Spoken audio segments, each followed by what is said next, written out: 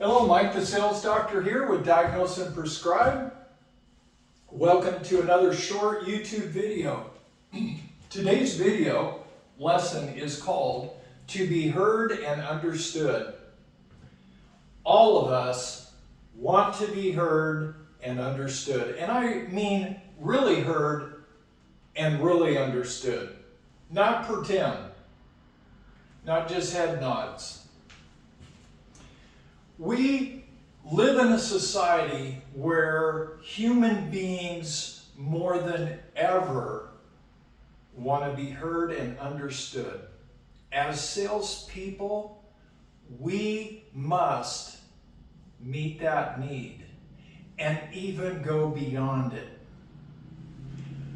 I want my students to listen and care about their prospects. People do business with people they like. And I don't know about you, but if I'm out looking for a product or a service and there's salespeople involved, the one that shows interest in me and not them, we're going to talk. And I'm going to sense that real quickly, who's in it for them and who really cares about why I'm there. What are my needs? What are my desires? Here's another example. Maybe you're not a salesperson or wanting to get into this industry. Maybe you're a secretary. Maybe you're a business owner. Let's talk about disgruntled customers, okay? So, disgruntled customers, first off, a customer has done business with you. They've either purchased your products and or services or something else. They're engaged, there's a monetary transaction, some kind of agreement. We call them customers. Prospects have not done business with you. So you have a customer, they are not happy.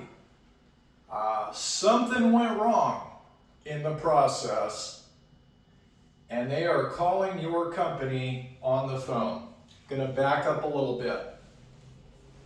Maybe 15 years ago, roughly, right in there, worked for a company. There was some issues. Customers were calling in. It was not going well. The staff was not trained on handling customer that were very upset and how to deal with those objections. Old sales training was a lot different than what I'm going to show you on this short video. So we're going to pretend a customer calls in and they are yelling and screaming. Let them yell and scream. Let them yell and scream. They may be cussing a little bit too. Hey, let it happen. Here's why. If you interject while the customer is exploding, you will lose credibility with that customer. Immediately when you interrupt or inject yourself into that, right there, they're going to elevate even more. It is their time to talk, not your time to talk. You need to listen. Put aside your pride. Even if you think or know you did nothing wrong, it is their time to fuss and complain, and you need to listen to it. If you don't, it's just going to snowball. It's going to get worse and worse. So here's my goofy little example. Had a company that they actually said, we don't know how to handle these calls. Can you take a few? I said, I want all of them. That's how we learn. We hop right into the fire and we learn things. We step right into the heat. So, customer calls, wow, it is loud, it is you guys, blah, blah, blah, blah, blah, blah, blah. And there's a pause.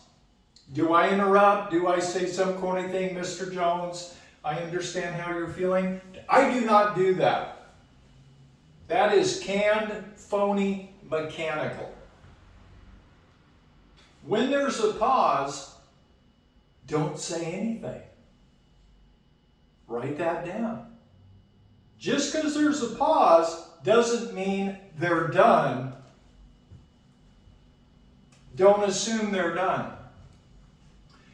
So, you guys, blah, blah, blah, blah, blah, blah, blah, blah, blah, blah, blah. They may say, are you still there? Yes, Mr. Jones, I am. I'm listening. They may say at that point, thank you for listening. Okay, good, good. What happened there? They're starting to slowly think, okay, and they're feeling better. Let them keep going, because oftentimes a pause means they're just taking a breath. They have a lot more to say. And dump. Let them do it. Let them go all the way to the end. How are you going to know they've gone all the way to the end? You're going to start hearing a change in their tone. A change that you want to hear. This means now there's a time for communication. Maybe a little bit of back and forth. That's where you want to go. You can change a very unhappy customer by doing this. Just let them spill it all, everything. Accusations. Your company this, you guys are this, I'm going to sue. Just let it happen. Because very likely what you're going to hear is thank you for listening. That's what you want to hear.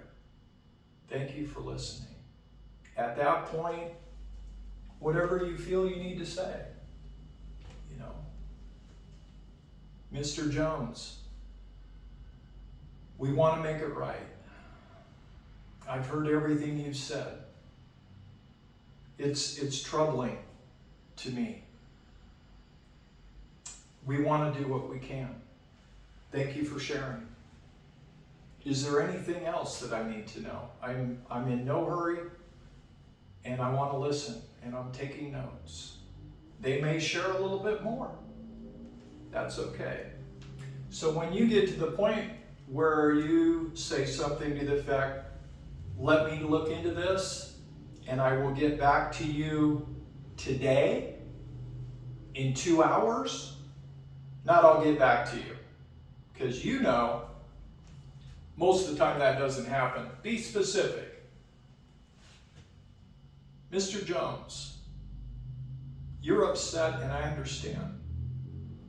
Is there anything else that I need to be aware of, that I need to know? And thank you for sharing. Well, thank you for listening. Yeah, by the way, this happened, this happened, this happened, this happened. Okay, ask more specifics. Don't resolve it during that phone call or in person-to-person visit. You're just taking notes. Let the customer know you're taking notes, and you will get back to them because this is important to you. Okay? So that's just a short, brief example of people want to be heard. They purchase your products and services. They deserve to be heard all the way without interruptions.